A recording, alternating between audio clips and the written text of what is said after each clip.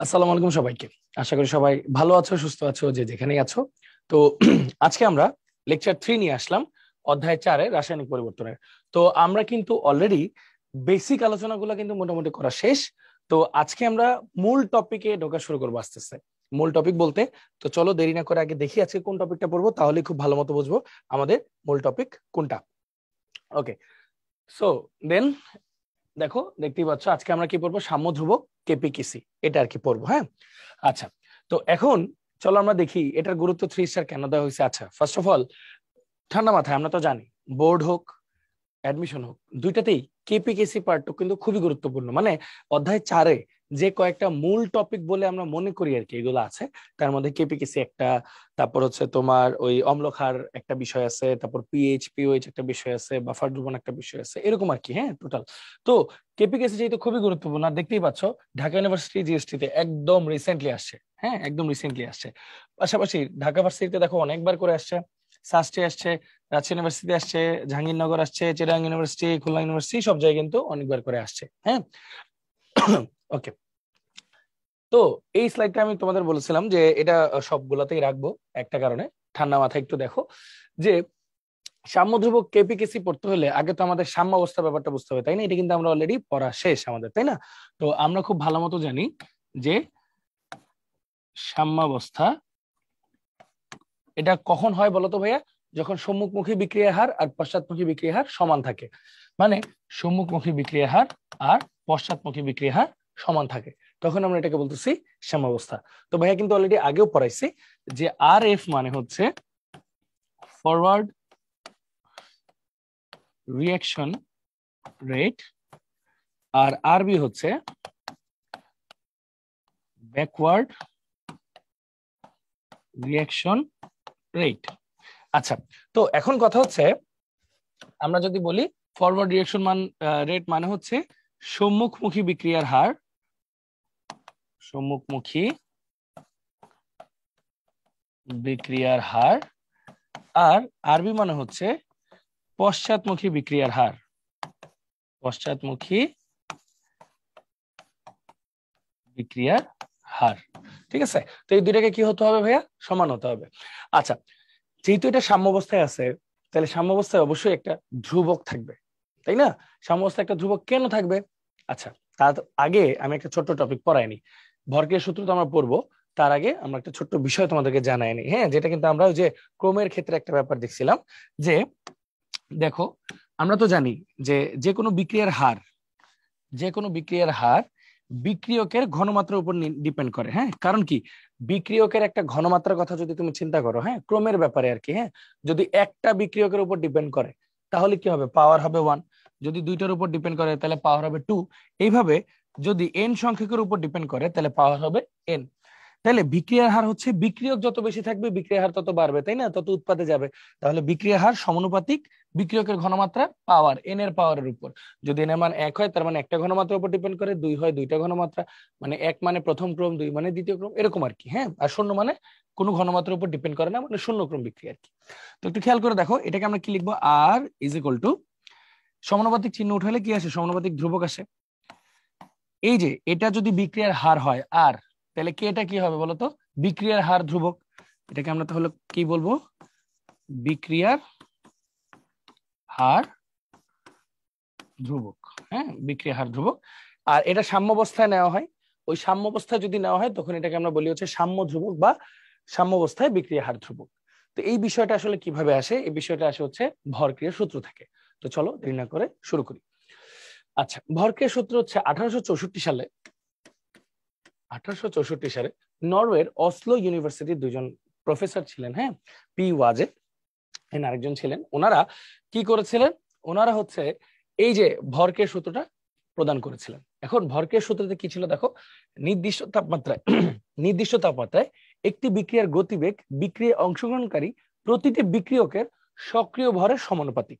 আচ্ছা, আস্তে আস্তে স্টেপ বাই স্টেপ একটু পড়ি। হ্যাঁ, আচ্ছা, ওকে। আচ্ছা, বিজ্ঞানীদের নামটা একটু লিখে দিই তোমাদের জন্য। একজন হচ্ছেন গোল্ডবার্গ, আর একটা হচ্ছে ওয়াজে, পি ওয়াজে।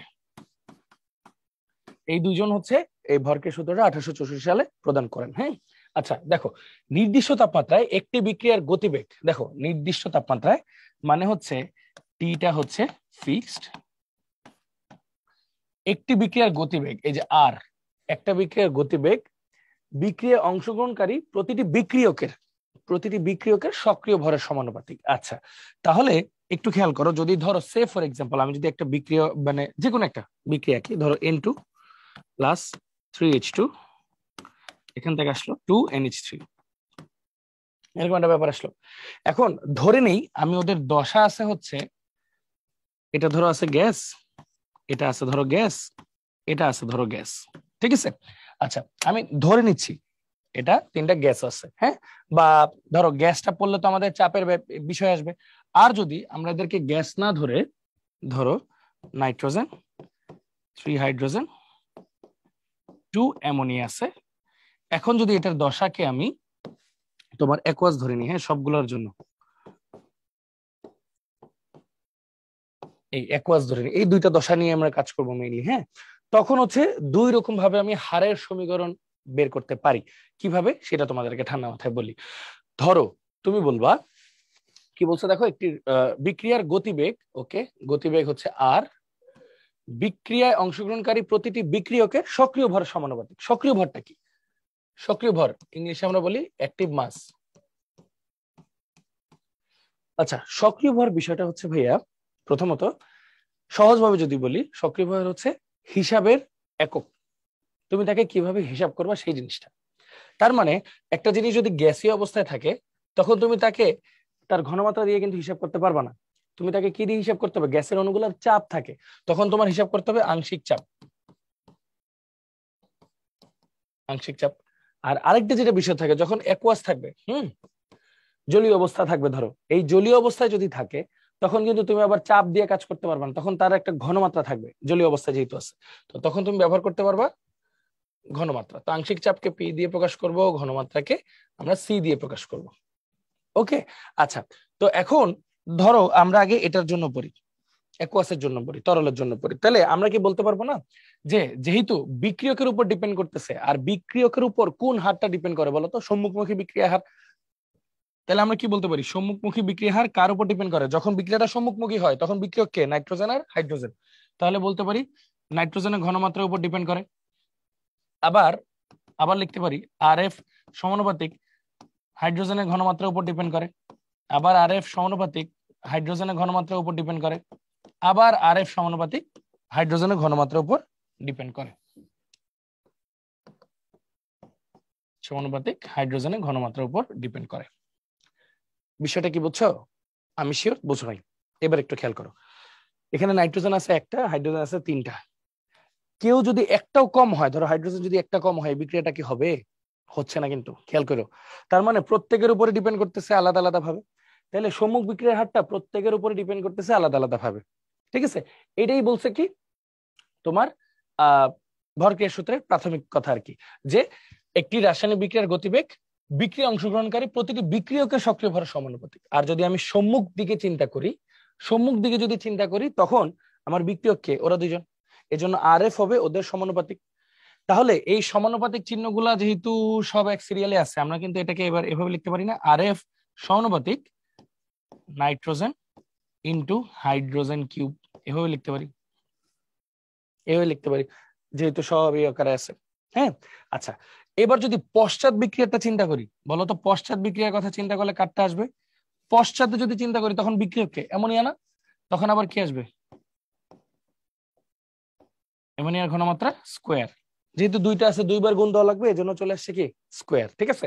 এটা হচ্ছে ভরক্রিয়ার সূত্র থেকে আসলো আর কি। আচ্ছা কখন আসলো? যখন আমি এটা কি বের করলাম, তরল আকারে বের করলাম। এখন যদি গ্যাস দিতাম তখন এটার কি আসতো? গ্যাস আসলে আসতো আংশিক চাপ, গ্যাস আসলে আসতো আংশিক চাপ, এই দুইটা নিয়ে আমি কথা বলতেছি। গ্যাস আসলে আসতো আংশিক চাপ। তো যদি গ্যাসীয় পদার্থ নিয়ে কাজ করতাম তখন ব্যাপারটা কি হইতো চলো দেখি। তখন হইতো আর এফ সমানুপাতিক আংশিক চাপ অফ নাইট্রোজেন ইন্টু আংশিক চাপ অফ হাইড্রোজেন কিউব, আর আরবি হইতো সমানুপাতিক আংশিক চাপ অফ অ্যামোনিয়া স্কোয়ার। এরকম আসতো বিষয়টা, ঠিক আছে। এই দুইটা জিনিস একটু মাথায় রাখো, বাকি কাজটা আমি তোমাদেরকে দেখাচ্ছি। হ্যাঁ, তো একটু খেয়াল করো, এখন তোমাদের মনে একটা প্রশ্ন আছে যে ভাই আংশিক চাপটা কি আর ঘনমাত্রাটা কি? ঠিক আছে, তোমাদের মনে ফার্স্ট একটা কোশ্চেন যে ভাই আংশিক চাপটা কি আর ঘনমাত্রা কি। তো চলো আংশিক চাপকে আর ঘনমাত্রা কি সেই জিনিসটা একটু পড়া ট্রাই করি আমরা।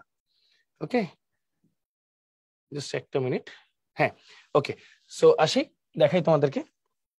ফার্স্ট অফ অল আমরা পড়বো আংশিক চাপ। ওকে, আংশিক চাপ বিষয়টা যদি পড়তে হয় ঠান্ডা মাথায় কয়েকটা বিষয় আগে জানতে হবে। ধরো তোমার কাছে আছে এ, বি, সি, তিনজন আছে। এ এর আছে ধরো 5 মোল, বি এর আছে ধরো 3 মোল, সি এর আছে ধরো 7 মোল। ঠিক আছে, এখন তোমাকে বললাম মোল ভগ্নাংশ বের করো। মোল ভগ্নাংশ, এখন ভাই একটু ডিফিকাল্ট হয়ে যেতেছে। মোল ভগ্নাংশ আবার কি জিনিস? খুব সহজ। মোল ভগ্নাংশকে আমরা এক্স দিয়ে প্রকাশ করি। মোল ভগ্নাংশ অফ এ যদি বের করি, এটার অর্থ কি জানো? মোট মোলের মধ্যে এর কতটুক মোল আছে সেটা। এখন মোট মোল কত দেখো তো, 5 প্লাস 3 প্লাস 7। মোট মোলের মধ্যে এরটা কতটুক? এরটা আছে 5। শেষ। আবার এক্স অফ বি তাহলে কি হবে বলো? মোট মোলের মধ্যে বি এরটা কতটুক আছে? 3। আমার সাথে সাথে করতে থাকো।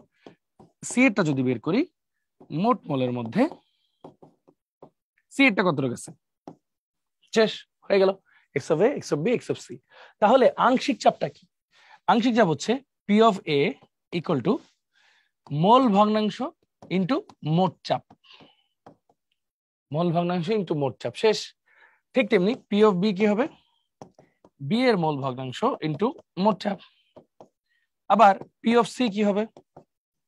সি এর মোল ভগ্নাংশ ইন্টু মোট চাপ।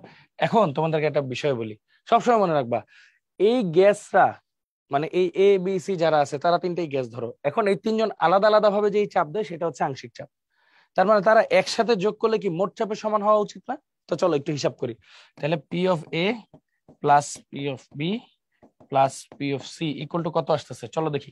পি টোটালটা কমন নাও। পি টোটালটা কমন নিলে কি থাকতেছে? X of A plus x of B plus x of C. মানগুলো বসাই দাও। পি অফ টোটাল মানগুলা যদি বসাই, এক্স অফ এর মান কত দেখো? 5/5 plus 3 plus 7 plus 3/5 plus 3 plus 7 plus 7/5 plus 3 plus 7। এটাকে আবার কি লেখা যায় খেয়াল করো। লসায় দেখো হরগুলা সব সেম, তার মানে এটাকে আমি কি লিখবো? এভাবে 5 প্লাস 3 প্লাস 7 আর উপরে যোগ হয়ে যাবে 5 প্লাস 3 প্লাস 7। তো এই বিষয়গুলো কি হয়ে যাবে? কাটাকাটি। তাহলে শুধু থাকবে কি? P total. তাহলে আলটিমেটলি আমাদের কি আসলো? তিনটার যোগফল কার সমান? পি টোটালের সমান। মানে প্রত্যেকটা গ্যাসের আলাদা আলাদা যে চাপ, আংশিক চাপ বলতেছি, সেগুলোকে যোগ করলে মোট চাপের সমান হয়। শেষ হয়ে গেল। তাহলে আংশিক চাপ টপিকটা আশা করি বুঝে গেছো। এবার আমরা যে টপিকটা পড়বো সেটা হচ্ছে তোমার ঘনমাত্রা কি। ঘনমাত্রা। ঘনমাত্রা বিষয়টা পড়বো। আচ্ছা, তো যদি ঘনমাত্রা বিষয়টা পড়তে হয় একটু খেয়াল করে দেখো।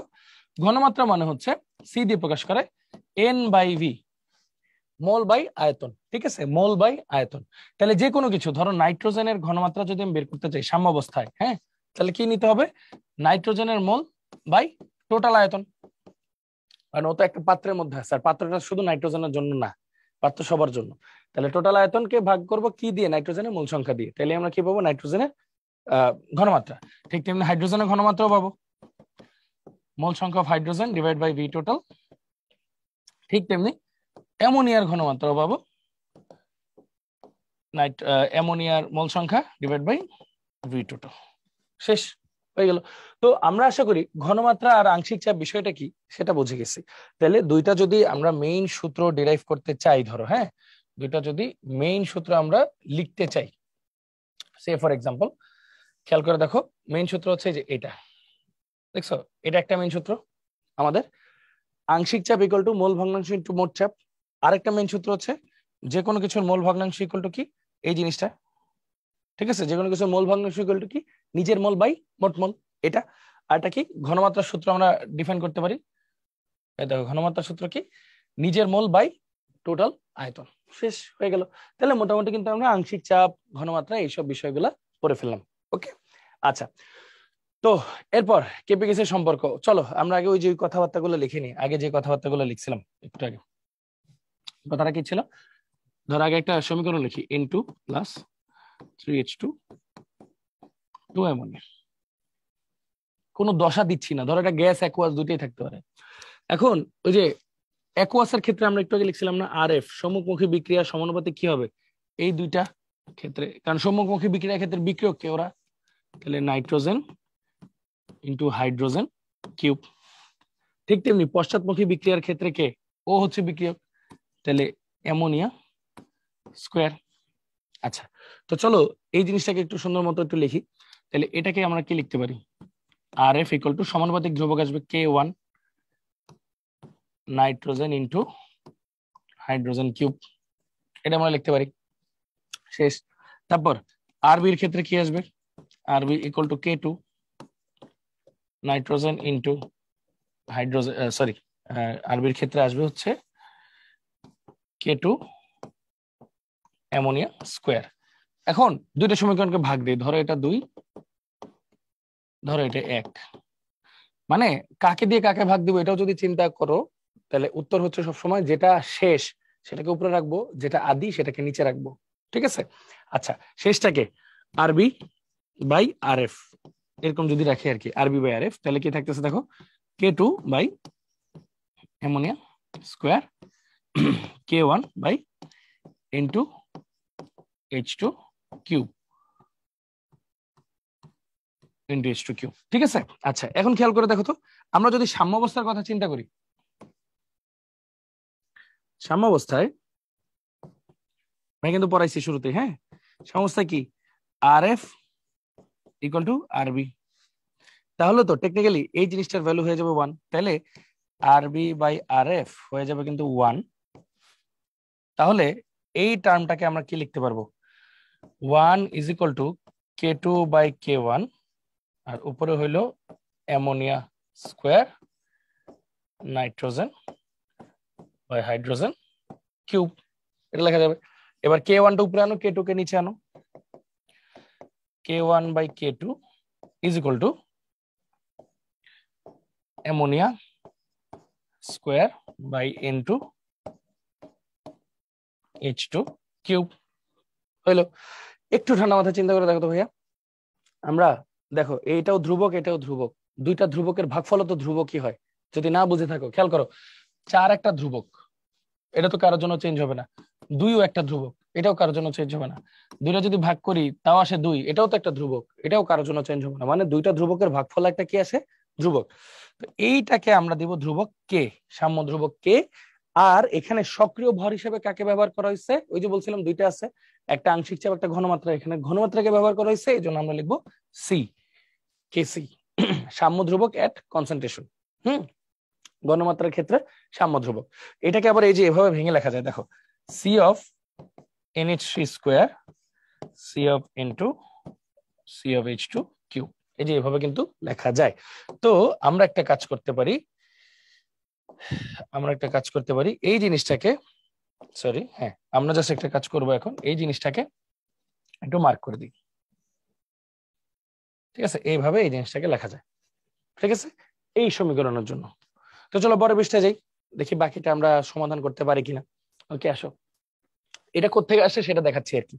এখন আমরা একটু আগেই আরেকটা জিনিস পড়ছিলাম ভাইয়া, এটা যদি কেসি হয় তাহলে কেপি কে আমরা কি লিখতে পারি, তাহলে আমরা দাঁড়াও একটু মুছে নিই, মুছে তোমাকে কেসিটাই আগে একটু লিখে দিই। কেসি কে আমরা কি লিখছিলাম, C of NH3 square C of N2 C of H2 cube, কোন সমীকরণের ক্ষেত্রে, N2 plus 3H2 2NH3 N2 plus H2 2NH3, এরকম করে লেখা যায়। ঠিক আছে? আচ্ছা, একটু খেয়াল করে দেখো, আমি এখানে তো সাম্য মানে সক্রিয় ভর অ্যাক্টিভ মাস হিসেবে কাকে ব্যবহার করছিলাম, ঘনমাত্রা। এখন যদি অ্যাক্টিভ মাস হিসেবে আমরা চাপকে ব্যবহার করি, আংশিক চাপ, তখন কি লিখবো আমরা এখানে সুন্দর মতো, কেপি। তাহলে সি এর জায়গায় পি বসে যাবে, C of NH3 square C of N2 C of H2 cube বসে যাবে। সরি, একটু ভুল করছি, যেহেতু কেসির জায়গায় কেপি লিখছি, তাহলে এই পুরো সি এর জায়গায় পি বসবে আর কি, P of ammonia square P of N2 P of H2 cube এটা বসবে। এখন তোমাদের একটা সমীকরণ মনে আছে কিনা দেখো, পিভি ইকুয়াল টু এনআরটি, এটা তো পড়ছো আদর্শ গ্যাস সমীকরণ, তাই না? তাহলে পি কে ইকুয়াল টু কি লেখা যায়, এন বাই ভি আর টি।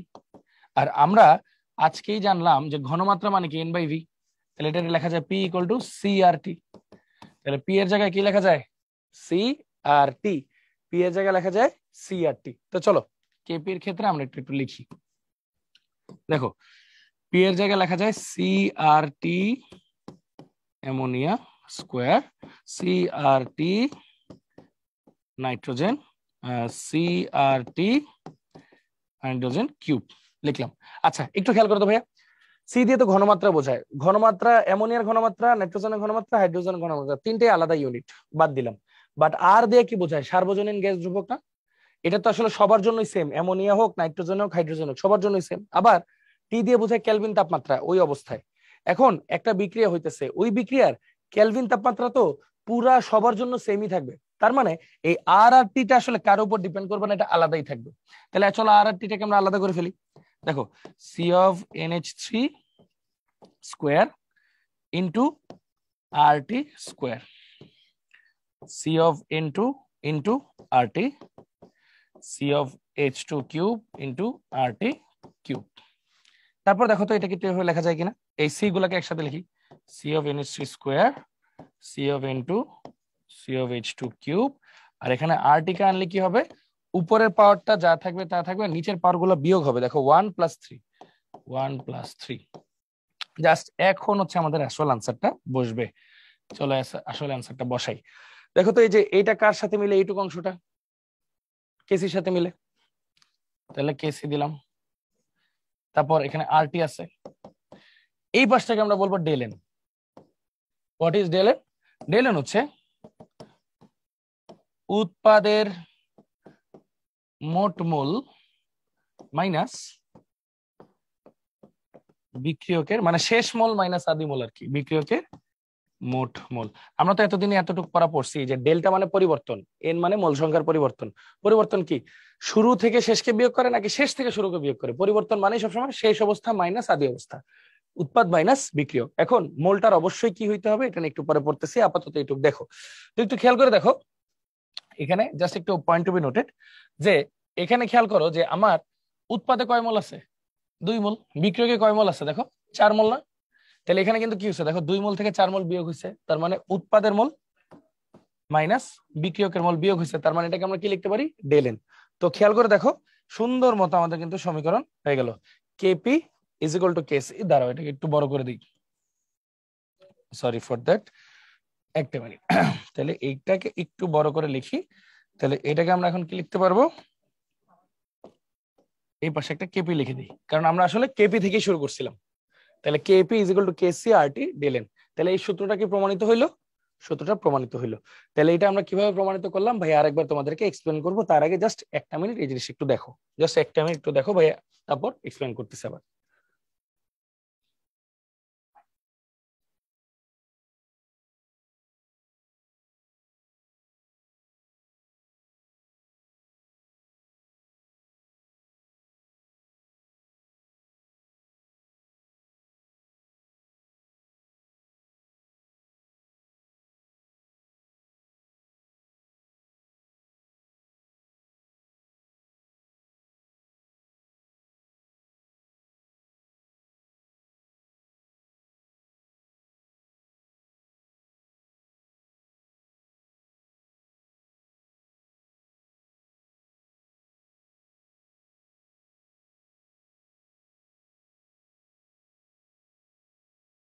আচ্ছা, তো আমরা মোটামুটি এটা দেখলাম কি হইলো। তো আমরা একটা ওভারঅল রিভিউ দিই আবার। ভাইয়া বললাম যে এই দুইটা যে সমীকরণ ছিল, এই দেখো এই দুইটা যে সমীকরণ ছিল, এই দুইটা কিন্তু আসছে কোত্থেকে, ভরক্রিয়া সূত্র থেকে। আমরা কি করলাম, নিচে কার সাপেক্ষে বিক্রিয়াটা হইতেছে, শুরুর অবস্থার সাপেক্ষেই তো শেষ অবস্থায় যায়, এজন্য শুরুর অবস্থাটা নিচে থাকে, শেষ অবস্থাটা উপরে থাকে, মানে আরবিটা উপরে আর এফটা নিচে, এই অনুপাতটা নিলাম। সাম্য অবস্থায় এই দুইটার মান আবার সমান, সমান নেওয়ার পরে আমরা কি করলাম, এরকম সমীকরণটা বের করে একটা ধ্রুবক নিলাম, এটা কেসি বের করলাম, কারণ আমরা কি করলাম, আমরা ঘনমাত্রাকে নিছিলাম এখানে সক্রিয় ভর হিসেবে, এই জন্য আমরা যে সাম্য ধ্রুবকটা পাবো সেটা ঘনমাত্রা অবস্থার জন্য পাবো, এই জন্য এটাকে আমরা বলতেছি কেসি। তারপর দেখো কেসি যদি এটা হয়, সি এর জায়গায় পি বসাইলে সব সি এর জায়গায় পি বসবে। এখন আমরা আবার কি জানি, আচ্ছা আমরা আবার কি জানি যে P V equal to NRT, তাহলে ভিটা যদি ভাগ হয়ে যায় n by V, mole by আয়তন, এটাকে আমরা কি বলতে পারি, ঘনমাত্রা। তাহলে পি এর জায়গায় কি লেখা যায়, সিআরটি। এই যে সিআরটি গুলো লিখলাম, লেখার পরে কি বললাম যে ঘনমাত্রা না হয় সবার জন্য আলাদা, বাট সার্বজনীন গ্যাস ধ্রুবক এটা সবার জন্যই ফিক্সড কনস্ট্যান্ট। টেম্পারেচারও পুরো পাত্রে সবার জন্যই ফিক্সড। তার মানে কি এই দুইটা আসলে কার উপর নির্ভর করে না, এই জন্য এই দুইটাকে আলাদা করে দিলাম। তারপরে বাকি ইউনিটটাকে আমরা কেসি লিখি, এটাকে আরটি লিখলাম, আর উপরে পাওয়ার ডেলেন লিখলাম। ডেলেন কি, উৎপাদের মোল মাইনাস বিক্রিয়কের মোল, ডেলেন মানে মোল সংখ্যার পরিবর্তন। এই ফর্মুলাটা কোথায় আসছে, এটা এখানে দেখাইলাম আর কি। আচ্ছা, তো চলো এবার একটু সামনে আগেই। দেখো এটাই হচ্ছে সামারি, এটা হচ্ছে আমাদের সামারিটা আর কি। সামারিটা কি আছে দেখো, এ বি সি ডি বিক্রিয়া করছে, তাহলে কেসি কি হবে, সাম্য ধ্রুবকটা কি হবে, যে উৎপাদগুলা এবং তার মোলগুলা পাওয়ার হয়ে যাবে, বিক্রিয়কগুলা নিচে থাকবে এবং তার মোলগুলা পাওয়ার হয়ে যাবে। তারপর দেখো কেপি হলে কি হবে, আংশিক চাপ হবে সবগুলা, তো উৎপাদ আর নিচে বিক্রিয়ক, আর উৎপাদের গুলোর উপরে পাওয়ার হবে তাদের মোল সংখ্যা, বিক্রিয়ক গুলোর উপরে পাওয়ার হবে তাদের মোল সংখ্যা। শেষ হয়ে গেল, সিম্পল, প্লেন এন্ড সিম্পল। আচ্ছা, তো তারপর চলো এটা মোটামুটি আমরা দেখলাম। এবার আগে কেপি কেসি এর একক, কেপি কেসি এর এককের বিষয়টা হচ্ছে যে ডেল এনটা আমরা কখন কাউন্ট করব। আচ্ছা, এখানে এনটা আমরা শুধু গ্যাস অথবা শুধু অ্যাকুয়াস এই দুই অবস্থার জন্যই কাউন্ট করব। কেসির জন্য অ্যাকুয়াসটা কাউন্ট করতেছি, কেপির জন্য শুধু গ্যাসটা কাউন্ট করতেছি। সে ফর এক্সাম্পল আমরা সামনে দেখবো আর কি, ধরো তোমাকে এরকম লিখলো nitrogen liquid plus 3 hydrogen gas 2 ammonia liquid, এরকম লিখলো, তখন ডেলেন কি হবে জানো, ডেলেন শুধুমাত্র এই দুইটাকে নিয়ে কাজ করবে, আর মোস্টলি গ্যাসকে নিয়ে শুধু কাজ করে। তাহলে গ্যাস আর অ্যাকুয়াস এই দুইটাকে আমরা গণায় ধরবো, বাকিদেরকে না। আর মোস্টলি শুধু গ্যাসকেই গণায় ধরবো, বাকি আর কাউকে গণায় ধরার দরকার নেই। তাহলে আলটিমেটলি এটা কিন্তু বাদ, এটা বাদ, এটাও বাদ, তাহলে শুধু গ্যাসটা কাউন্ট। তাহলে উৎপাদে মোল 0, বিক্রিয়কে মোল 3টা, তাহলে ডেলেন হবে -3। এরকম আর কি ব্যাপারটা, ক্লিয়ার? মানে আমাদের দশাটাকে ঠিক রাখতে হবে। আচ্ছা, তো আমরা দেখবো কয়েকটা সামনে এক্সাম্পল আকারে জিনিসগুলা দেখবো। আচ্ছা, তো আরেকটা যদি উদাহরণ দিই, ধরো সে ফর এক্সাম্পল, ধরো এই সেম উদাহরণটাকে যদি আমরা একটু অন্যভাবে ঘুরে দিই, N2O4 এটাকে ভেঙে হয় 2NO2। ধরো N2O4টা আছে লিকুইড অবস্থায়, NO2টা আছে ধরো গ্যাসীয় অবস্থায়, তাহলে ডেলেনটা কি হবে, উৎপাদের গ্যাসীয় মোল কয়টা আছে, 2টা, মাইনাস বিক্রিয়কে কিন্তু কোনো গ্যাসীয় মোল নাই মানে 0, তাহলে 2। কথাটা বুঝতে পারছি? সিম্পল, এইভাবে আমরা চিন্তা করব এবং এইভাবে আমরা অ্যান্সার গুলো করব। আচ্ছা, আর কেসি যেহেতু আমরা হিসাব করতেছি, কেসি মানে কি, এখানে সি মানে ঘনমাত্রা বোঝায়।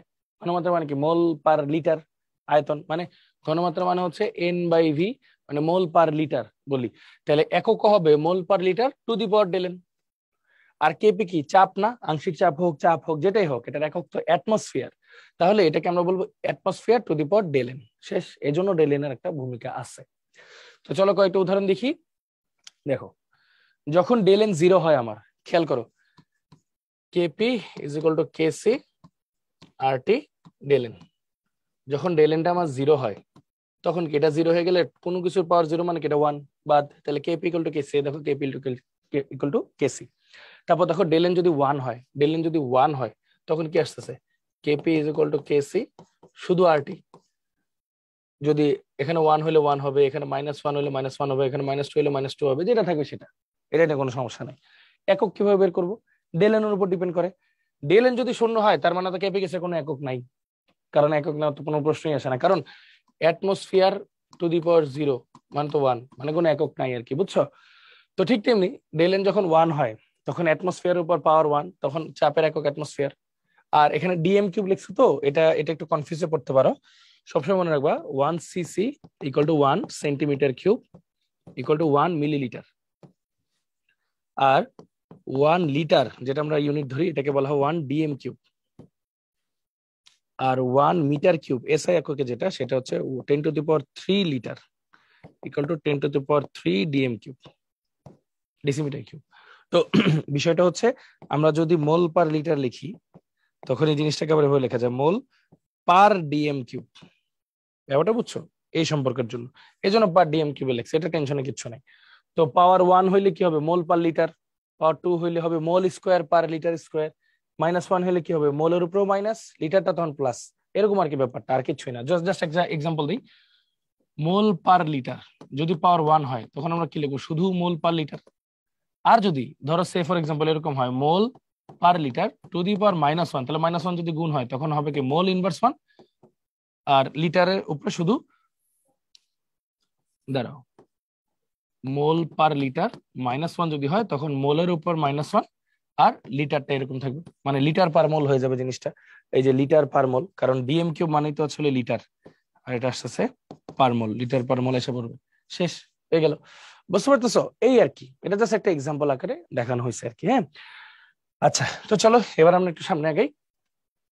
কেপিকেসি এর মূল গাণিতিক ধারণা। আচ্ছা, এটা খুবই খুবই খুবই ক্রিটিক্যাল একটা বিষয়, খুবই খুবই খুবই ক্রিটিক্যাল একটা বিষয়।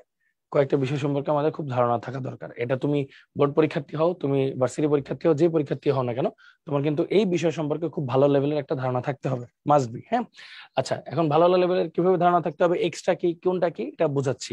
তো ফার্স্ট অফ অল এটা সমীকরণ লিখি, নাইট্রোজেন প্লাস 3 হাইড্রোজেন। এটাই কেন বারবার লিখতেছি জানো, এটা সবচেয়ে ডিফিকাল্ট ইকুয়েশন, কারণ এখানে অনুপাত 3টা, 1:3:2, এই কারণে। হ্যাঁ, আচ্ছা, এখানে কয়েকটা জিনিস লিখে দিই। পি হচ্ছে মোট চাপ, ভি হচ্ছে মোট আয়তন, এক্স হচ্ছে বিয়োজনের পরিমাণ,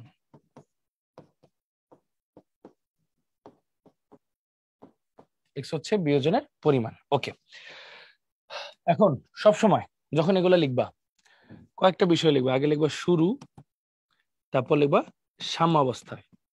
এরকম ধরো শুরুতে নাইট্রোজেন ছিল এ মোল, হাইড্রোজেন ছিল বি মোল, আমি জানি না কোনটা কত মোল ছিল, আর শুরুতে তো উৎপাদ সাধারণত থাকে না, তাই এটাকে আমরা ধরি 0 মোল। এখন ব্যাপারটা কি হয়, সাম্যাবস্থায় গেলে কি হয়, যখন সাম্যাবস্থা আস্তে আস্তে বিক্রিয়ার সামনে যায় তখন এই দুজনের মধ্যে বিক্রিয়া হয়, তাই না? তাহলে ধরে নাও ওর মধ্যে নাইট্রোজেন, তো দেখো অনুপাত গুলো খেয়াল করো, 1:3:2 অনুপাত, ঠিক আছে? নাইট্রোজেনের যদি এক্স মোল বিক্রিয়া করে তাহলে তো এক্স মোল ক্ষয় হয়েছে, তাই না? এই জন্য একটা মাইনাস হবে, নাইট্রোজেন এক্স মোল ক্ষয় হয়েছে। তাহলে হাইড্রোজেনের কতটুকু ক্ষয় হবে বলতো? ওর যদি 1 মোল 3 মোলের সাথে বিক্রিয়া করে, ওর এক্স মোল কয় মোলের সাথে বিক্রিয়া করবে? 3x।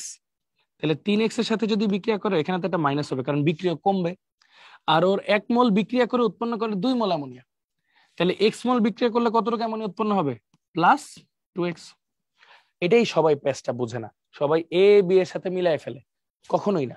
সবসময় চিন্তা করবা অনুপাত, একটা রাসায়নিক বিক্রিয়া যেটা দেওয়া থাকবে সেটার অনুপাতটাই হচ্ছে আসল, কত মোল দেওয়া ছিল বা না ছিল ওগুলো নিয়ে কোনো চিন্তা নাই। আরেকবার বলি, ধরো সাম্যাবস্থায় যাইতে যাইতে বিক্রিয়াটা কি হবে, নাইট্রোজেন আর হাইড্রোজেন বিক্রিয়া করবে, মানে ওদের মধ্যে কিছু পরিমাণ ক্ষয় হবে। এখন দেখো 1 মোল নাইট্রোজেন 3 মোল হাইড্রোজেনের সাথে বিক্রিয়া করে, তার মানে এক্স মোল নাইট্রোজেন 3x মোল হাইড্রোজেনের সাথে বিক্রিয়া করবে, তাহলে এই এক্সটা তো ক্ষয় হয়েছে এজন্য মাইনাস, আর 3x ক্ষয় হয়েছে এজন্য মাইনাস। আর 1 মোল নাইট্রোজেন 2 মোল অ্যামোনিয়া উৎপন্ন করে, তাহলে এক্স মোল নাইট্রোজেন 2x মোল উৎপন্ন করবে, উৎপন্ন করা মানে কি প্লাস। আচ্ছা, এরপর আবার দেখো সাম্যাবস্থায় আমরা কি লিখবো জানো, অবশিষ্ট মোল সংখ্যা। অবশিষ্ট মোল সংখ্যা মানে কি, এ থেকে এক্স বিয়োগ হয়ে গেছে না, তাহলে অবশিষ্ট হলো a-x।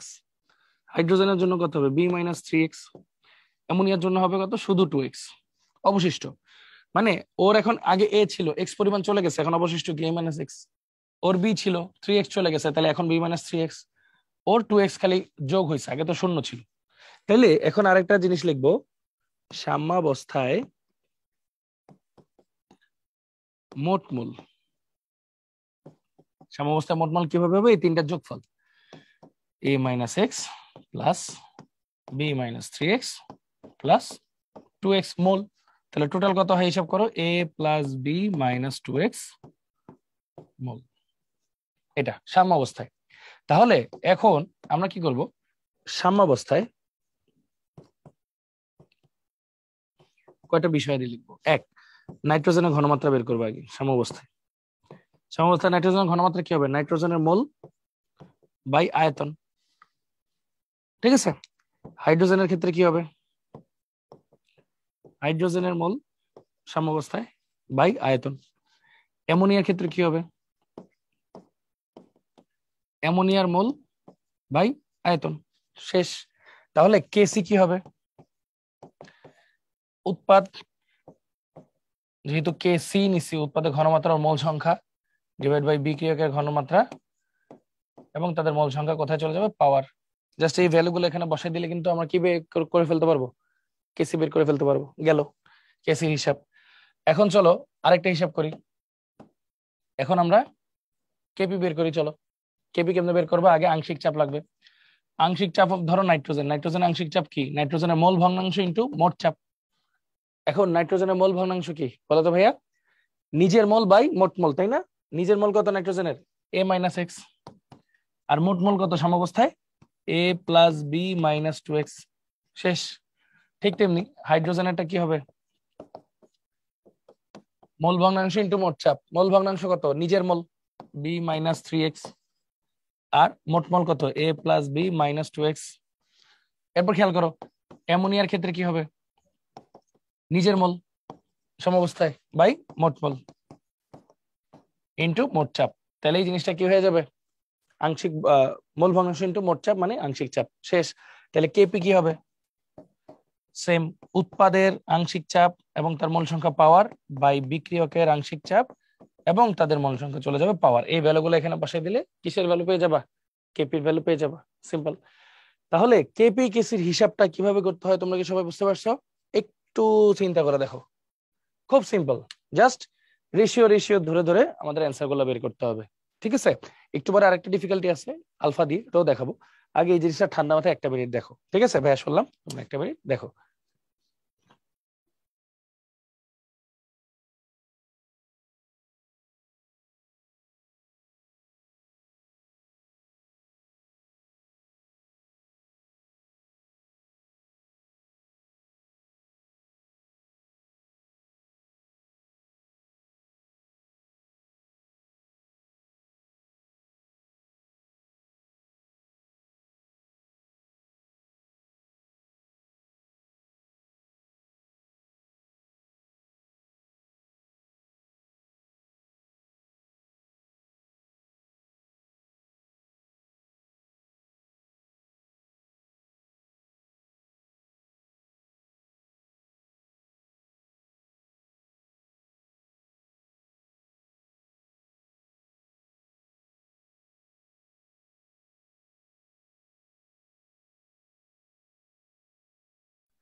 ওকে, তো তোমরা এটা দেখলা।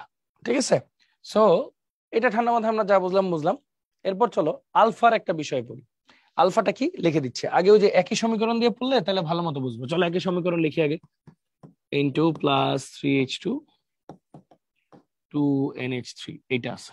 ঠিক আছে, এখানে পি কি ভি কে আমরা অলরেডি জানি। আলফাটা একটু লিখে দিই। আলফা হচ্ছে বিয়োজন মাত্রা, বিয়োজন মাত্রা, আর এক্সটা হচ্ছে বিয়োজনের পরিমাণ।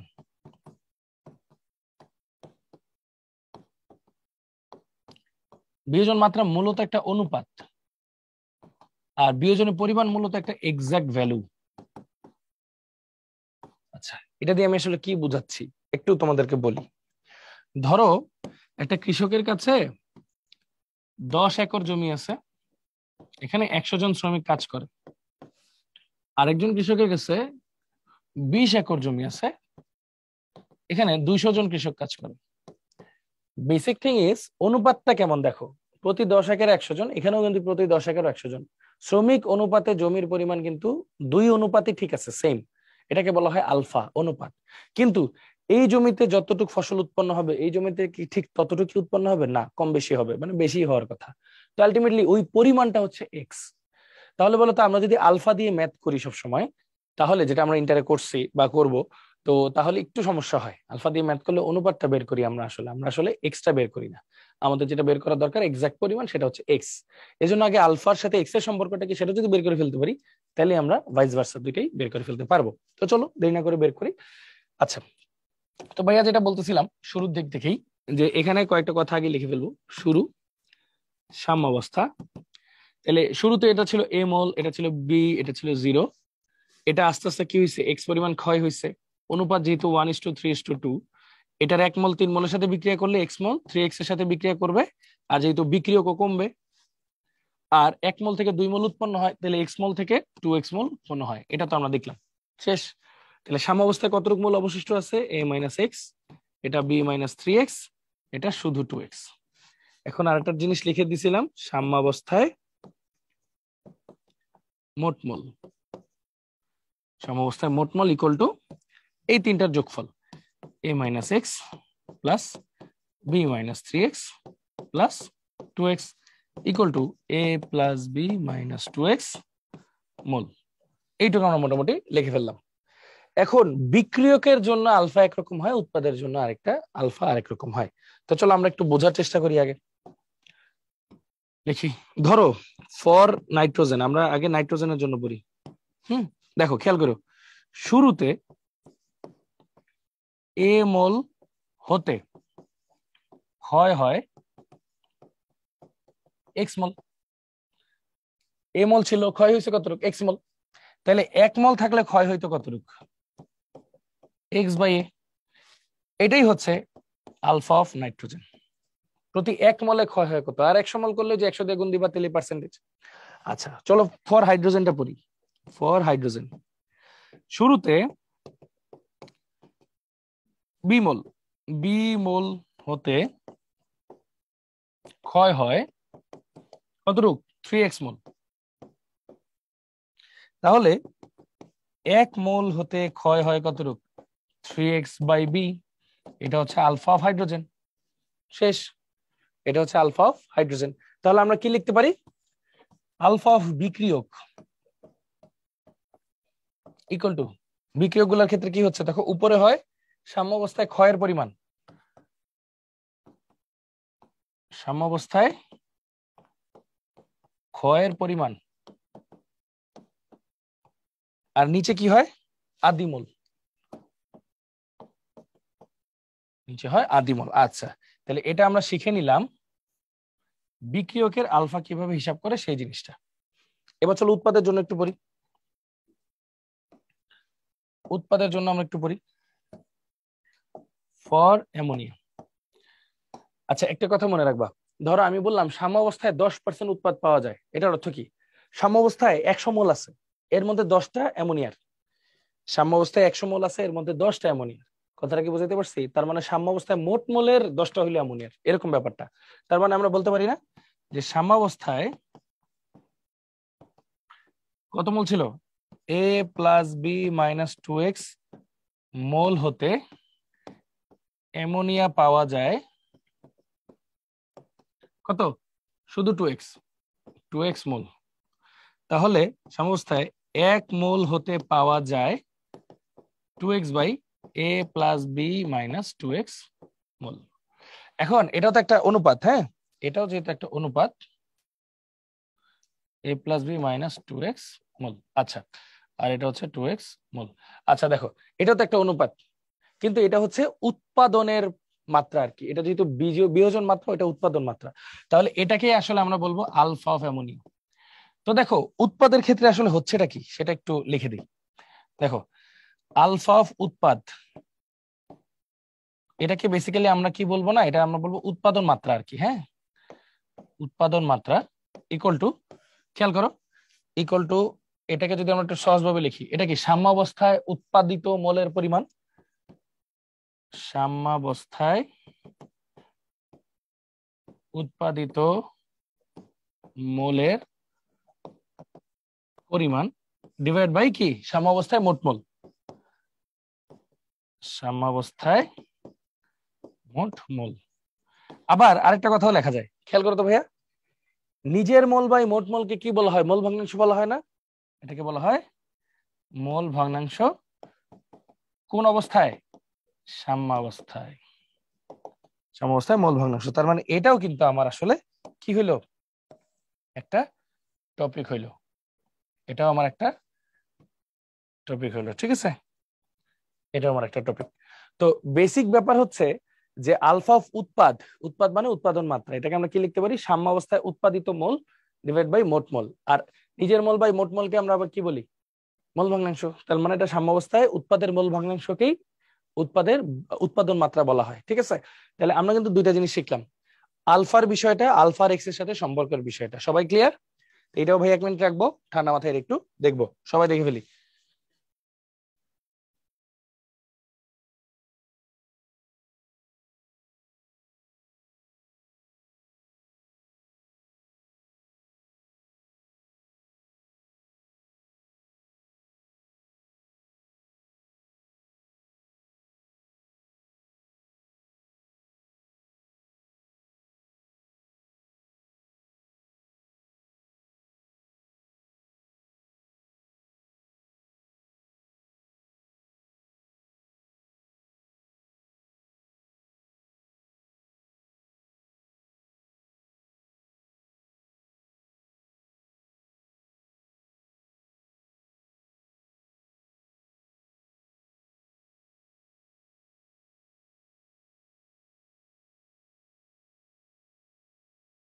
ওকে, তাহলে আলফার এক্সটা মোটামুটি আমরা বুঝে গেছি আশা করি। হ্যাঁ, তার মানে আলফা কি বিয়োজন মাত্রা, যেটা একটা অনুপাত, আর এক্সটা হচ্ছে এক্স্যাক্টলি বিয়োজনের পরিমাণ। হ্যাঁ, আচ্ছা, তো মোটামুটি দুইটাই আমরা দেখলাম। কেপিকেসি কিভাবে বের করে সেই জিনিসটাও আমরা দেখলাম, ডেল্টা এন কিভাবে হিসাব করে সেটাও আমরা দেখলাম।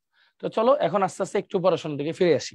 আচ্ছা, এখানে কয়েকটা কি এক্সাম্পল দেওয়া আছে। এটা কেন দেওয়া আছে? তোমাদের বইগুলাতে মোটামুটি বা পরীক্ষাগুলোতে এই সমীকরণগুলো থেকেই মোটামুটি কেপিকেসির ভ্যালুগুলা দেয় বা আসতে থাকে আর কি পরীক্ষায়। তো যেটা হয় যে আমরা যদি এগুলা একটু মুখস্থ করে ফেলি তাহলে আমাদের জন্য পরীক্ষা ডিরেক্ট সুবিধা হবে, মুখস্থ না করলেও হবে। হ্যাঁ, আস্তে ধীরে আমরা করতে পারবো। হ্যাঁ, এই দেখো বিয়োজন হার, পাত্রায়তন, মোট চাপ। ভাইয়া কিন্তু কি করছে দেখো, এই যে আলফা, এই যে এটা তো এক্স দিয়ে করাইছি, আর সেম জিনিসটা যদি তোমরা আলফা দিয়ে করতে চাও, এই যে আলফার ভ্যালুটা যদি এখানে যে কেপিকেসিতে বসায় দাও তাহলে কিন্তু হয়ে যাবে। ঠিক আছে, আচ্ছা, তো চলো দেখি আমরা এত কঠিন ভাবে না পড়ে কিভাবে আরো সহজভাবে জিনিসটা করতে পারি। আসো, প্রথম প্রশ্ন, 30°C তাপমাত্রায় এ থেকে বি প্লাস সি হইল, বিক্রিয়াটিতে এ এর 20% বিয়োজিত হয়ে সাম্যাবস্থায় 1.5 অ্যাটমসফিয়ার চাপের সৃষ্টি করে, কেপি এর মান কত? সাস্টে আসছিল কোশ্চেনটা, খেয়াল করো। আচ্ছা, তো এটা একটু বড় কোশ্চেন, একটু ঠান্ডা মাথায় আমরা একটা অ্যান্সার দেওয়ার ট্রাই করবো যে কেপি এর মানটা কিভাবে আমরা বের করতে পারি। দেখো, এ থেকে বি সি হয়েছে, আমরা আগে একটু লিখি, আগে তোমাদেরকে দেখাই ঠান্ডা মাথায়, তাহলেই না বুঝবা। হ্যাঁ, এ থেকে বি প্লাস সি হয়েছে, তাহলে শুরুতে সাস্টে কোশ্চেন গুলো একটু টাইম নিয়ে করতে হবে। হ্যাঁ, শুরুতে এ ছিল কত মোল, ধরো কিছু দেওয়া নেই, ধরো এ মোল। হ্যাঁ, বি হইলো তাহলে 0 0। তাহলে সাম্যাবস্থায় কি হয়েছে, সাম্যাবস্থায় যাওয়ার আগে এ থেকে ধরো যত পরিমাণ খরচ হবে, এটা তো 1 মোল, এটা 1 মোল, এটা 1 মোল, অনুপাত আর কি। এটার 1 মোল খরচ হলে এখানে 1 মোল হবে, এখানেও 1 মোল হবে, তাহলে এটা হবে প্লাস এক্স, এটা হবে প্লাস এক্স। তাহলে পরিবর্তনটা কি, এর জন্য এ মাইনাস এক্স, ওর জন্য শুধু এক্স, ওর জন্য শুধু এক্স। একটু খেয়াল করে দেখো, কেপি এর মান জানতে চাইছে, তাহলে এই যে সাম্যাবস্থায় মোট মোল আগে একটু লিখে নিই। সাম্যাবস্থায় মোট মোল যদি আমরা লিখি, এসবগুলো যোগ হবে। তাহলে একটু খেয়াল করে দেখো, A minus x plus x plus x, তাহলে কি আসে, এ প্লাস এক্স মোল। আচ্ছা, এখন আবার একটু খেয়াল করো, এখানে বলছে কি এর 20% বিয়োজিত হয়, এর 20% বিয়োজিত হয়, তার মানে আলফা অফ এ দেওয়া আছে 20%, 20/100। আর এটা কি বিক্রিয়ক না? বিক্রিয়ক হলে আমরা কি পড়ছিলাম বলতো, বিক্রিয়কের আলফা উপরে ক্ষয়ের পরিমাণ, নিচে আদিমোল। ক্ষয়ের পরিমাণ হবে উপরে, নিচে হবে আদিমোল, এটা। এখন খেয়াল করো, তোমাদের যদি পরীক্ষায় আদিমোল দেওয়া না থাকে, পরীক্ষায় যদি আদিমল দেওয়া না থাকে, তখন কি করবা, যে অনুপাতগুলো আছে না সেগুলাই তার আদিমল ধরে নিবা। তাহলে আমাদের এ এর মান কত ধরবো আমরা, 1। তাহলে এক্স এর ভ্যালু আসতেছে কত, 0.2। এক্স এর ভ্যালু আসছে 0.2, শেষ, এক্স এর ভ্যালু বের করে ফেলছি। তারপর চাইছে 1.5 অ্যাটমসফিয়ার চাপের সৃষ্টি করে। দেখো, সাম্য অবস্থায় 1.5 অ্যাটমসফিয়ার, সাম্য অবস্থায় চাপ মানে হচ্ছে এটা মোট চাপ। বলছে কেপি এর মান কত, তো চলো কেপি এর মানটা বের করি। খুব সিম্পল একটা রিঅ্যাকশন কিন্তু। হ্যাঁ, কেপি এর মান আমরা কিভাবে বের করবো দেখো তো, পি অফ এ, এর আংশিক চাপ কি, এর নিজের মোল বাই মোট মোল ইন্টু মোট চাপ, তাই না? তো চলো একটু সুন্দর মতো লিখি, এর মান কত তোমার 1। আচ্ছা, ভ্যালুগুলো পরে বসাই, ভ্যালুগুলো একটু পরে বসাই। আচ্ছা, পি অফ বি, বি কি হবে, নিজের মোল বাই মোট মোল ইন্টু মোট চাপ। পি অফ সি, এটা কি হবে, নিজের মোল বাই মোট মোল ইন্টু মোট চাপ। তাহলে ভাইয়া কেপিটা কি আসতেছে, কেপিটা আসতেছে, উৎপাদেরটা আগে লিখবো, P of B into P of C divide by P of A. খেয়াল করো, চলো এখন কাটাকাটি করে সুন্দর মতো কাজটা করে ফেলি। P of B into P of A, দেখো দুইটার ভ্যালু কিন্তু সমান, তাহলে এটা আমরা কি লিখতে পারি, x square by A plus x square into P square, এটা আমরা লিখতে পারি। গেল, এটা উপরেরটা। নিচেরটার জন্য আমরা কি লিখতে পারবো, নিচেরটার জন্য আমরা লিখবো এ মাইনাস এক্স আর এ প্লাস এক্স আর শুধু একটা পি, তাই তো? আচ্ছা, এখন দেখো কাটাকাটিটা কেমন হয়, খুব সিম্পল কাটাকাটিটা। এই পি তাহলে একটা স্কোয়ার কাটা, হ্যাঁ, এই এ প্লাস এক্স তাহলে একটা স্কোয়ার কাটা, তাহলে আলটিমেটলি ঘুরে ফিরে থাকতেছে এটা কি, চলো একটু হিসাব করি। দেখো, উপরে এক্স স্কোয়ার যা আছে তা থাকতেছে, ফাইন। উপরে একটা পি থাকতেছে, পি থাকতেছে, ফাইন। নিচে কি এ প্লাস এক্স ইন্টু এ মাইনাস এক্স, মানে কি এ স্কোয়ার মাইনাস এক্স স্কোয়ার, এটা থাকতেছে, শেষ। আর সাবসেটের সময় সবসময় ক্যালকুলেটর ইউজ করতে দিতই, সার্চে অলওয়েজই ক্যালকুলেটর ইউজ করতে দেয়, ঠিক আছে? তাহলে বাকিটা তুমি যদি ক্যালকুলেটর ইউজ করতে দাও, এখন তার সার্চ নাই, এখন গুচ্ছের মধ্যে চলে গেছে আর কি। হ্যাঁ, জাস্ট কেন এটা দেখালাম, একটু ডিফিকাল্টি লেভেলটা কেমন ছিল, আদৌ কি ডিফিকাল্ট নাকি, আদৌ কিন্তু ডিফিকাল্ট না। তুমি যদি ওই যে ভাইয়ের ওই প্রসেস গুলো ফলো করো তাহলে কিন্তু তোমাদের জন্য একদম ইজি। আচ্ছা, তারপর তুমি কি করবে, দেখো এক্স এর ভ্যালু কত, 0.2 আসলো না, 0.2 ইন্টু 0.2 ইন্টু পি এর মান 1.5 ডিভাইড বাই এ স্কোয়ার, এর মান তো 1 মাইনাস এক্স স্কোয়ার মানে কত, 0.2 ইন্টু 0.2। আচ্ছা, 0.2 স্কোয়ার মানে কত, 0.04, তাই না? মানে কাটাকাটি করলে কিন্তু তোমার এখন অ্যান্সার গুলো চলে আসবে আর কি আলটিমেটলি। হ্যাঁ, 0.04 বা যেমনি তুমি যদি হিসাব কিতাব করো, ওই সময় যেহেতু ক্যালকুলেটর ছিল, আমরা ক্যালকুলেটরটা ব্যবহার করে এই ভ্যালুটা একটু বের করার ট্রাই করবো। তো চলো একটু ক্যালকুলেটর ব্যবহার করি, যেহেতু ওই সময় ছিল। হ্যাঁ, আচ্ছা, 0.2 into 0.2 into 1.5 divide by 1 minus 0.2 square, তাহলে আলটিমেটলি আমার অ্যান্সার আসে কিন্তু 0.0625। হ্যাঁ, তাহলে আসে হচ্ছে 0.0625, মানে এটাকে যদি একটু সুন্দর করে লিখি 6.25, পয়েন্টটা যদি ডানে নেই তাহলে পাওয়ার মাইনাস হয়ে যায়, -2। তাহলে অ্যান্সার কিন্তু দেখো কি আসতেছে, বি, 6.25 ইন্টু 10⁻²। আচ্ছা, প্রথম কথা, এই প্রশ্নটা রাখলাম কেন ভার্সিটি মাস্টার ক্লাসে, এটা রাখছি একটা কারণে, যে ওই যে এখন কিন্তু ইদানিং একটু অ্যাডভান্স প্রবলেম আসে। অ্যাডভান্স প্রবলেম আসলে হয়তো ডেটাগুলো এত কঠিন থাকবে না, ডেটাগুলো ধরো এখানে 1.5 এর জায়গায় যদি 1 দিয়ে দেয়, 1.5 এর জায়গায় 1 দিয়ে দেয়, 20% এর জায়গায় যদি 50% দিয়ে দেয়, হ্যাঁ 0.5, তাহলে কিন্তু ডেটাগুলো অনেক ইজি হয়ে যাবে, তাই না? ধরো এটা যদি 20% এর জায়গায় ধরো 50% দিয়ে দিল, হ্যাঁ, আর এটা যদি 1.5 এর জায়গায় 1 দিয়ে দিল, তাহলে কিন্তু তোমার জন্য কেপি বের করা আরো ইজি হয়ে গেল, তাই না? দেখো তো তখন হিসাবটা কি হবে, 0.2 না, তখন এটা ভ্যালু থাকবে 0.5 into 0.5 into 1 by 1 minus 0.5 into 0.5, তাহলে আরো ইজি হয়ে যাবে তোমার কাছে ভ্যালুটা, ঠিক আছে? এই আর কি, এত প্রেশার নেওয়ার কিছু নাই, জিনিসগুলো দিন শেষে অনেক সিম্পল। তো জাস্ট ভ্যালুগুলো ওরা অন্যভাবেই সেট করবে। সবসময় মনে রাখবা, কোশ্চেন তো তোমার জ্ঞানের বাইরে দিতে চাবে না, যেহেতু ক্যালকুলেটর অ্যালাউড থাকবে না, সো কোশ্চেন গুলো অমনি থাকবে যাতে কাটাকাটি করে ফেলা যায়, ঠিক আছে? আচ্ছা, তো চলো, কনসেপ্ট তো বুঝছো সবাই? হ্যাঁ, আর এটার কথা কেন বললাম, এই যে তুমি এক লাইনে, যে এই লাইনটা এক লাইনে চলে আসতে পারতা কিভাবে, দেখো এটার একটা এই সমীকরণের মতো, দেখো এ বি সি এই সমীকরণের মতো। তাহলে সূত্রতে কি আসে দেখো, alpha square 1 minus alpha into V, আর পি এর ক্ষেত্রে আসে alpha square P into 1 minus alpha square. দেখো তো এটাই আসছে না আমাদের, এই যে x square P divide by A square minus x square, এটাই কিন্তু আসছে। তো এখানে এক্স আর আলফা কিন্তু সমান আসছে, কেন এক্স আলফা সমান আসছে কেন, কারণ আলফা ইকুয়াল টু কি পড়ছিলাম আমরা, এক্স বাই এ, এর ভ্যালু তো 1, তাহলে এক্স আর আলফা সমান, বসাই দিলাম মানটা, এ এর মান 1, তাহলে ultimately x square p by 1 minus x square, এরকম করে কিন্তু লেখা যায়। হয়ে গেছে, দেখো এটার সাথে এটা মিল। তো তোমার যদি এটা মুখস্থ থাকতো তাহলে তুমি কিন্তু সরাসরি জিনিসটা লিখে ফেলতে পারতা, এটাই বুঝেছি আর কিছু না। ওকে, দেন চলো সামনে আগে, নিচের কোন বিক্রিয়াটিতে কেপি ও কেসির মান সমান হবে? আচ্ছা, আমরা কিন্তু পড়ছি KP is equal to KC R T del n. কেপি কেসির মান সমান কখন হয়, যখন ডেল এন হয় 0, তখন হচ্ছে KP is equal to KC, শেষ। তো চলো ভ্যালুগুলো একটু দেখি। এখানে কয় মোল আছে, 2 আর 3, 1 আর 3 4, এখানে আছে 2টা, সমান না, এখানে আছে 1টা, এখানে আছে 2টা, সমান না, এখানে আছে 2টা, এখানেও আছে 2টা, সমান, তাহলে এটাই হবে অ্যান্সার, কারণ এখানে আছে 1টা, এখানে আছে 2টা, তাহলে সমান হলে কেপি আর কেসি সমান। আচ্ছা, দেখো এটা দেখো একদম রিসেন্ট 22-23 আসছে, খেয়াল করছো কত ইজি কোশ্চেন। তারপর দেখো 27°C তাপমাত্রায় এই বিক্রিয়াটির কেপি এর মান এত হলে কেসি এর মান কত, এই দেখো জিএসটি তে আসছে। এইবার এটা কেমন সলভ করবা, চলো সলভ করি। এখানে ডেল এন কত দেখো 1 2, তাহলে ডেল এন হচ্ছে 2 - 1 ইকুয়াল টু 1। ফর্মুলা কি, KP is equal to KC R T to the power del n. কেপির মান দেওয়া আছে কত, 8.314 into 10 to the power 2, 10 to the power 2 ভাগ, কেপির থেকে ভাগ হবে কি, ডেল এন এর মান তো 1, তাহলে শুধু আর টি, আর এর মান কত 8.314, টি এর মান কত 27°C মানে 300 কেলভিন।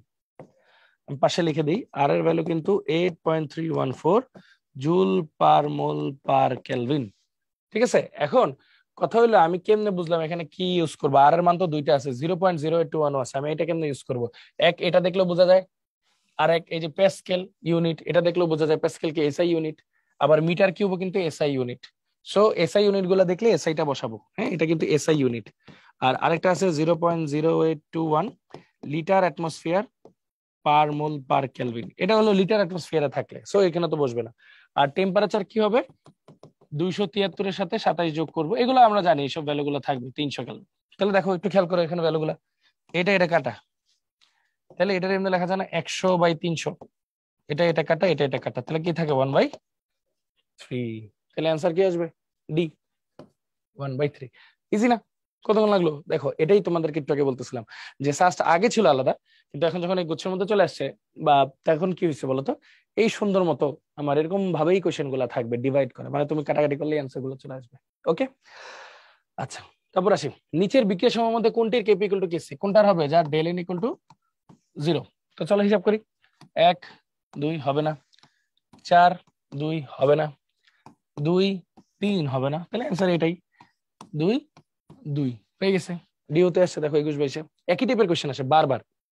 দেখো কোন বিক্রিয়া সাম্যাবস্থা KP equal to KC, del N equal to 0, দেখো জিএসটি তে তার আগের বছরেরটাই সেম ধাঁচের কোশ্চেন, 1 2, তারপর দেখো 4 2, তারপর দেখো 3 2 2 2, দেখো খালি উত্তরটাই চেঞ্জ, বাকি সব অপশন সহ সেম, দেখছো আর কি লাগবে। আচ্ছা তারপর দেখো এই বিক্রিয়ায় কেপি ও কেসির সম্পর্ক হলো, আচ্ছা ফাইন, দেখো কিছু উল্লেখ নেই মানে গ্যাস ধরে নাও, তাহলে এখানে আছে কটা 5টা, এখানে আছে কটা 2টা, তাহলে ডেল এন কত 5 - 2 = 3, তাহলে KP is equal to KC R T to the power 3। তাহলে এটা যদি এই পাশে আসে তাহলে KC equal to KP, R T এই পাশে আসলে ভাগ হয়ে যাবে না, তাহলে পাওয়ার মাইনাস হয়ে যাবে, এই যে দেখো B R T - 3 equal to KC, শেষ, একদম ইজি। আচ্ছা তারপর আসি, কি বলছে, এই সমীকরণ দেওয়া আছে বিক্রিয়াটির ক্ষেত্রে কোনটি সঠিক, কেপি কি হবে, খুব এটা উপরে হবে আর এটা নিচে হবে, তাহলে তো হচ্ছে আর কিচ্ছু না।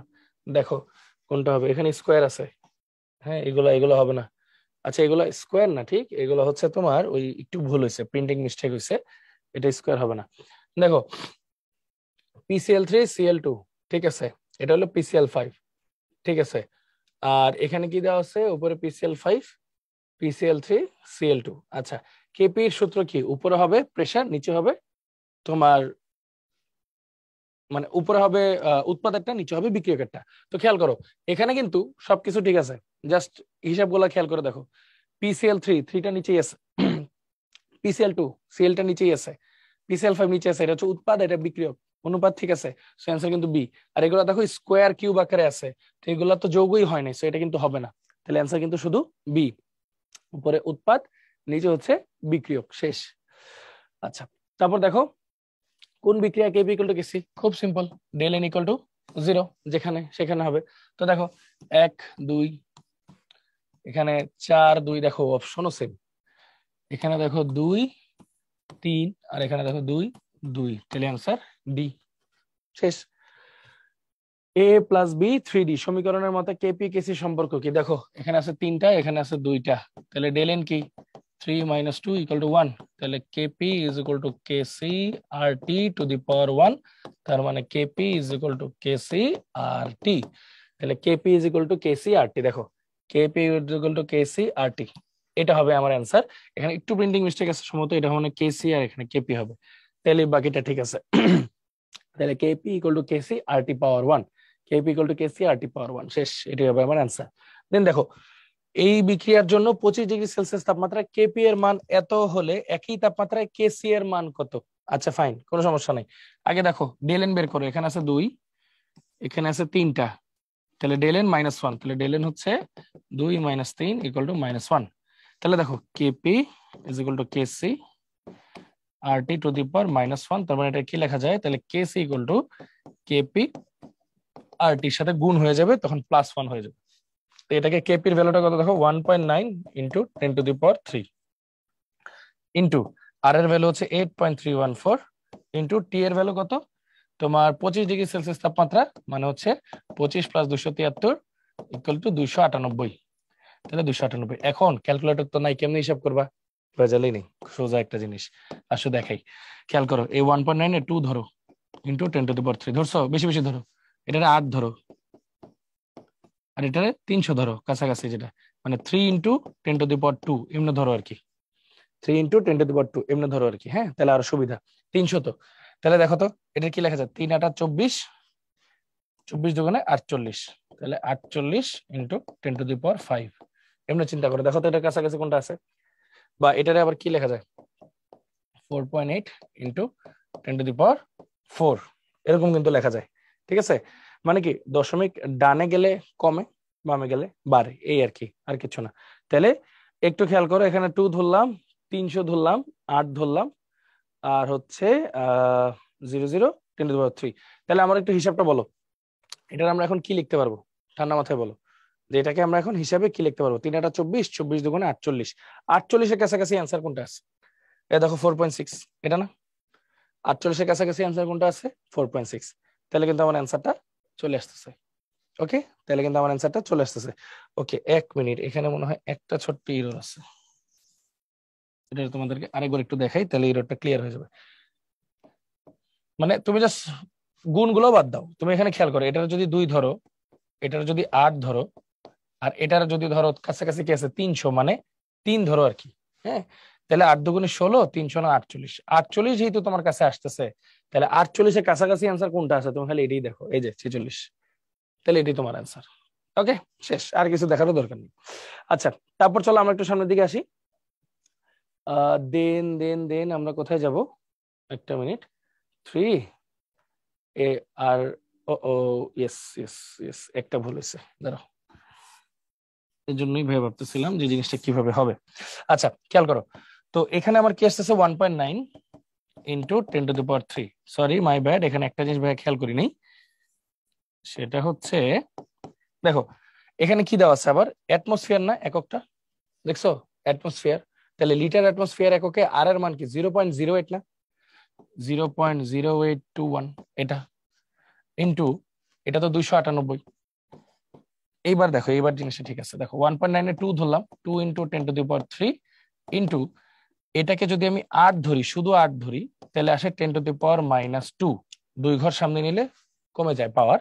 এটা যদি 300 ধরি, তাহলে 3 ইন্টু 10⁻², তাহলে এটা কাটা, 3 × 24, 24 দুগুণে 48, তাহলে 48 ইন্টু 10⁻3, দশমিক 1 ঘর বামে আনলে 4.8 ইন্টু 10⁻4। এইবার ঠিক আছে, একটা দশমিকের জন্য ঝামেলা হচ্ছিল, তাহলে আমার অ্যান্সার কিন্তু এটার সাথে মিলে, অ্যান্সার কিন্তু এ। তাহলে একদম ক্লিয়ার। চলো আমরা সামনের দিকে আগাই। কি বলছে দেখো, সলিড, সলিড থাকলে তো আমরা এটাকে হিসাব করব, তারপর স্টিম মানে গ্যাস আর কি। হ্যাঁ, সলিড থাকলে হিসাব করব না। তাহলে দেখো এটা উৎপাদে আছে 4টা, বিক্রিয়কে আছে 4টা, তাহলে ডেল এন কি হবে 4 - 4 = 0। তাহলে ডেল এন 0 হলে কি হয়, কেপি = কেসি, সম্পর্ক কি কেপি = কেসি, শেষ।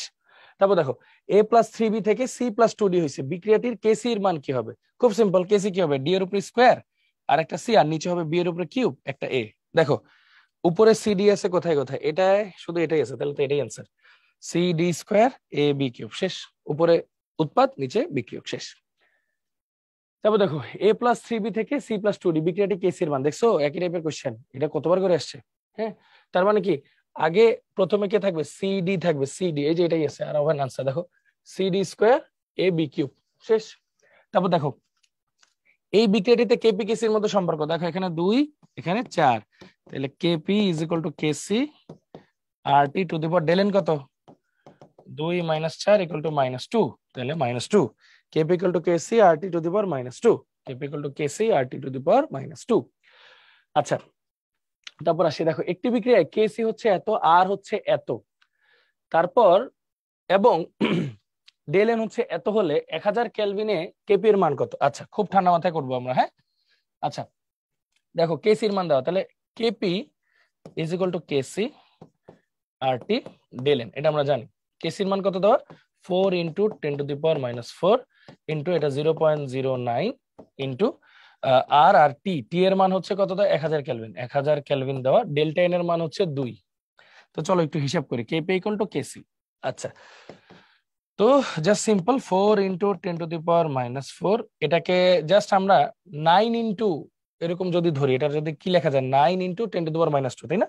তাহলে এটারে যেহেতু স্কোয়ার আছে 2বার করে লেখা যায় আর কি, তাহলে এটারে আমরা লিখতে পারি 9 × 10⁻², এরকম করে লেখা যায়। হ্যাঁ, খুব সিম্পল, 2 ঘর ডানে নিলে 2 ঘর পাওয়ার কমে যায়, তাহলে 9 × 10⁻², আবার 9 × 10⁻², 2বার কেন লিখলাম, কারণ এখানে স্কোয়ার আছে তাই, আর 1000টারও 2বার লিখবো, এই 1000টার আবার কি লেখা যায় 10 কিউব, তাই না 10 কিউব, তাহলে এটা লিখবো 10 কিউব ইন্টু 10 কিউব, দুইবার লিখলাম, কাজ শেষ। দেখো এখানে 10 এর পাওয়ার কত, দেখো 10 টু দি পাওয়ার -4, ঠিক আছে, আরেকটা -2 আরেকটা -2, তাহলে আসতে আসতে কত 10 টু দি পাওয়ার -8 ইন্টু এখানে কত দুইটা 10 টু দি পাওয়ার 6, তাহলে আলটিমেটলি কাটাকাটি করলে কত আসে 10 টু দি পাওয়ার -2, ঠিক আছে, এইটুকু আমার আসলো। এবার বাকিদের গুণ করো, দেখো 9 নং 81 আর 4, 81 ইন্টু 4, চিন্তা করো 4 একে 4, 4 টা 32 আর 10 টু দি পাওয়ার -2, তাহলে আলটিমেটলি 2 ঘর দশমিক এই পাশে আসবে, তাহলে 3.24, দেখছো ক্যালকুলেট করাও লাগবে না, তাহলে অ্যান্সার হচ্ছে 3.24, শেষ, অ্যান্সার হয়ে গেল। নর্মাল কাটাকাটি করছি আমরা, আর কিচ্ছু না। আচ্ছা তারপর আসি 45°C তাপমাত্রায় N2O4 বিয়োজনে কেপি এর মান 3 অ্যাটমসফিয়ার।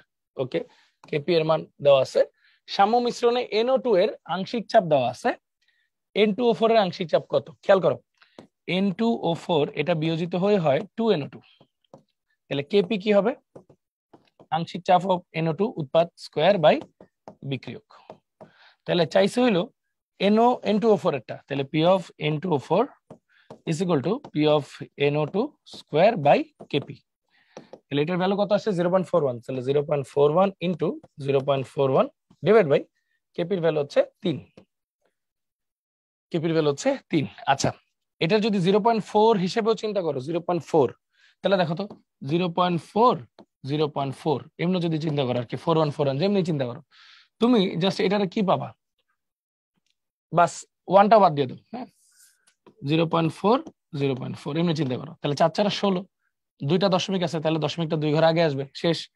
আচ্ছা তাহলে দেখো তো 0.16 আছে, এটা যদি 3 দিয়ে ভাগ দাও 16 এর কাছাকাছি কি 15 না, তাহলে এটা যদি মানে তুমি অলমোস্ট 0.15 ধরো 3 দিয়ে ভাগ করে, তাহলে কত আসে 5, তাহলে 0.05 আসে। এখন দেখো তো 0.05 কি এখানে একটা অপশন আছে, 0.06 আছে, হবে না, একটাও কিন্তু অপশন নাই 0.05, তাহলে কি অ্যান্সার কোনোটি নয়, 0.05 নাই, কাছাকাছি ভ্যালু নেই, সো কোনোটি নয়। তারপর দেখো মার্কারি অক্সাইড তাপে নিম্নের বিক্রিয়া অনুসারে ভাঙলে এই প্রক্রিয়াটির সাম্যাঙ্ককে কিভাবে প্রকাশ করা যায়, সলিড হবে না, লিকুইড হবে না, শুধু গ্যাস হবে, তাহলে এটার কেটা শুধু অক্সিজেনের উপর ডিপেন্ড করবে, তাহলে শুধু অক্সিজেনের উপর ডিপেন্ড করবে, উৎপাদ যেহেতু তাই গুণ হবে, শুধু কার উপর ডিপেন্ড করবে, অক্সিজেনের উপর ডিপেন্ড করবে, বাকি গুলোর উপর ডিপেন্ড করবে না, ডেলেনের হিসাবটা পড়াইছিলাম যে তোমাদের, হ্যাঁ। আচ্ছা ওকে, সো আমাদের লেকচারটা আজকে এইটুকুই। আমরা এখন কি কি পড়ছি এটা একটা জিনিসটা একটু বলি তোমাদেরকে, দয়া করে আলফা আর এক্স এর মধ্যে প্যাচটা লাগানো যাবে না, আলফাটা কিন্তু একটা অনুপাত আর এক্সটা কিন্তু একটা এক্সাক্ট ভ্যালু, এক্সাক্ট পরিমাণ আর কি, হ্যাঁ। তো সবসময় আমরা চেষ্টা করব আলফা দিয়ে এক্সটা বের করতে, মানে পার্সেন্টেজ দেওয়া থাকলে ওটাকে এক্স দিয়ে বের করতে তারপর ম্যাথ করতে, তাহলে একদম এক্সাক্ট ম্যাথটা আসবে। আর কাটাকাটির ক্ষেত্রে ওই 298 আমরা 300 ধরে নিতে পারি, হ্যাঁ 1.9 আমরা 2 ধরে নিয়ে সুন্দর মতো কাটাকাটি করে কিন্তু আমরা সলভ করতে পারি, যেটা ভাইয়া দেখাইলাম। আর হ্যাঁ অবশ্যই অবশ্যই অবশ্যই আর এর যে ভ্যালুগুলা যেটা ভাইয়া ওইটুকুলাইছিলাম সেটা হচ্ছে 8.314 জুল পার মোল পার কেলভিন, এটা কখন ইউজ করব, যখন চাপের একক থাকবে প্যাসকেলে, হ্যাঁ, আর আয়তনের একক থাকবে মিটার কিউবে, এটা দেখে নিব আমরা, এসআই একক, এটা এটা হচ্ছে এসআই একক। আর আর এর ভ্যালু সবসময় ম্যাক্সিমাম কেসে এখানে ইউজ করা লাগে 0.0821, এটা এটার একক হচ্ছে লিটার অ্যাটমসফিয়ার পার মোল পার কেলভিন। এটা কখন ইউজ করবো ভাইয়া, যখন চাপের একক থাকবে হচ্ছে অ্যাটমসফিয়ার, আয়তনের একক থাকবে হচ্ছে লিটার বা ডিএম কিউব, যেটাই থাকুক, ঠিক আছে, কারণ 1 লিটারই 1 ডিএম কিউব, তো এটারে আমরা লিটার অ্যাটমসফিয়ার একক বলি আর কি, ঠিক আছে। এইভাবে করে আমাদের জিনিসপত্রগুলো হিসাব করতে হবে। আর হ্যাঁ ফর্মুলা ভুললে হবে না, KP equal to KC RT to the power del, এইটা হচ্ছে একদম ক্রুশাল ক্রুশাল ক্রুশাল ফর্মুলা, এর উপর কোনো কথা নাই। আর ডেলেনটা অবশ্যই কিসের কিসের জন্য জানি ইউজ করতে হবে বলো তো, পড়ছিলাম আমরা মোস্টলি গ্যাস এন্ড একোয়াস নিলেও নিতে পারো, বাট মোস্টলি গ্যাস। এন্ড এককের ক্ষেত্রে আমরা পড়ছিলাম, কেসির ক্ষেত্রে আমরা কি বলবো, মোল per litre to the power ডেলেন, যেহেতু সি এখানে আমাদের সক্রিয় ভর ঘনমাত্রা, আর এখানে এখানে চাপ হচ্ছে সক্রিয় ভর, তাহলে হবে atmosphere to the power del n. Okay, so আশা করি তোমরা সবাই জিনিসটা ঠিক মতো বুঝতে পারছো এবং ভালো মতো দেখছো, এটা কিন্তু খুবই বিশাল একটা পার্ট, এবং দেখছোই তো জিএসটি ডিউ সব জায়গায় প্রত্যেক বছরই আসে, এই বছরও আসছে। সো একটু ভালো মতো পড়ো, এটা বোর্ডে বলো অ্যাডমিশনে বলো, সব জায়গায় খুব ভালো মতো ইম্পর্টেন্ট। তো আশা করি সবাই সবকিছু বুঝতে পারছো। থ্যাংক ইউ সো মাচ সবাইকে, সবাই ভালো থাকবা, সুস্থ থাকবা, আল্লাহ হাফেজ, আসসালামু আলাইকুম সবাইকে।